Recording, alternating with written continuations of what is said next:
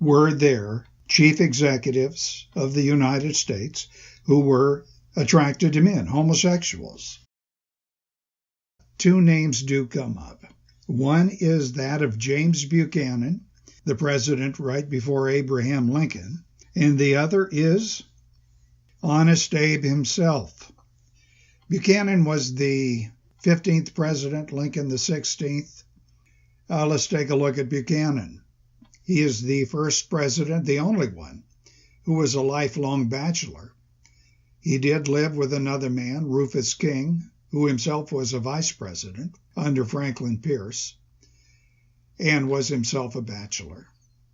We know pretty much about how King and Buchanan met. It was in the 1820s when both were in Congress.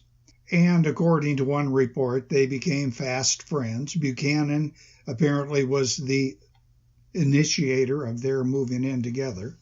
We don't know an awful lot about this relationship because Buchanan ordered that all his correspondence be burned up when he died, and most of it was. We do find a few excerpts. One will refer to his relationship with King as, and these are Buchanan's words, communion. He would write after King was assigned to France as ambassador, and again I'm quoting Buchanan, "I am now solitary and alone, having no companion in the house with me. I have gone to wooing several other gentlemen, but I have not succeeded with any one of them." Well, we know what others said about King and Buchanan. King would be referred to by Andrew Jackson as Miss Nancy, and Jackson called Buchanan Aunt Fancy. James K. Polk's law partner referred to Buchanan as Mrs. James Buchanan. Others would refer to King as Buchanan's better half, that kind of stuff. A letter was written in 1861 by a Pennsylvania resident to his congressional representative. He refers to Buchanan as Betsy Buchanan. But that pretty much is it. That's not a lot to go on. Let's take a look at Lincoln. There are a lot of people, including an organization of Republicans called the Log Cabin Society, who want to believe that Abraham Lincoln, because of his fame, was gay.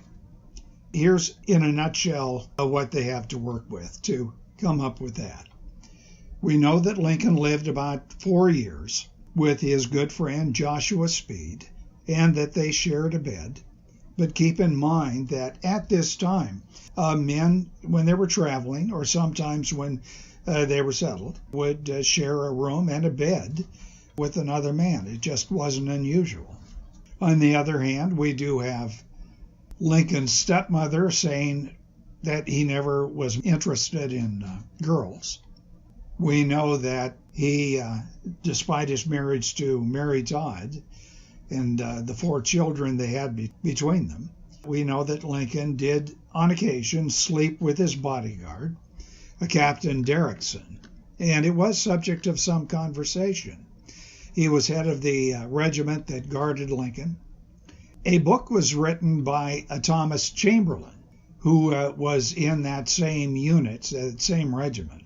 This book said that Captain Derrickson did share confidences with Abraham Lincoln, who at that time was president, and that when Mrs. Lincoln was away, he frequently spent the night at the Lincoln cottage, sleeping in the same bed, and on occasion using his Lincoln's nightshirt. Then there's William Herndon. Herndon was, for 20-some years, Lincoln's law partner, and he, more than anybody else, can tell the story of Lincoln's years prior to Lincoln becoming president. Herndon is considered reliable when he's dealing with first-hand stuff, where Lincoln would tell him something, or he, Herndon, actually saw or heard Lincoln do something. Now, he never mentions anything about Lincoln being homosexual. However, one of Herndon's relatives, great niece claims that it was a well-known but kept secret in the family that William Herndon himself was gay and that he was Lincoln's lover. Author Gore Vidal wrote an article for, it was either Esquire or Vanity Fair some years ago. He's looked at all the scholarship, and he believes that there is very little of anything to suggest Lincoln was a heterosexual. But keep in mind that Vidal also said that Herndon wrote that Lincoln told him that he, Lincoln, had contracted from a prostitute in, I think it was Beardstown, syphilis, and that, and I'm using Lincoln's words as quoted by Herndon, that disease clung to him. Now, does that mean Lincoln was straight or bi? I don't know. Then there is Eleanor Roosevelt, the wife of Franklin. We know that that marriage went south. About the time the United States entered World War I, and Franklin Roosevelt was Secretary of the Navy, and she found out that he was having an affair. And after that, their relationship became more of, well, what others would call an arrangement. And it's been suggested, and there's strong evidence to back this up, that she, Eleanor Roosevelt, was attracted to women, that she had a relationship with a reporter named Hickok, Lorena Hickok, and it went on for years. Between them, there's almost 4,000 letters. Some of the words that you find in the correspondence, and I'm quoting, "I want to put my arms around you and kiss you at the corner of your mouth." Or another one, "I can't kiss you, so I kiss your picture good night and good morning." Eleanor would write Lorena Hickok after she, Eleanor, had had a phone conversation with Hickok, that there were certain things that she could not say on the phone because her 20-some-year-old son was nearby and could hear. Here's what Eleanor wrote. "I could not say, 'Je t'aime et je t'adore,' in other words, I love you and adore you, as I long to, but always remember I am saying it, and that I go to sleep thinking of you." So, of all of these three, one being a spouse of a president, and I think the rumor about Eleanor has some degree of credibility, but who knows for sure. The point I'd like you to remember is this.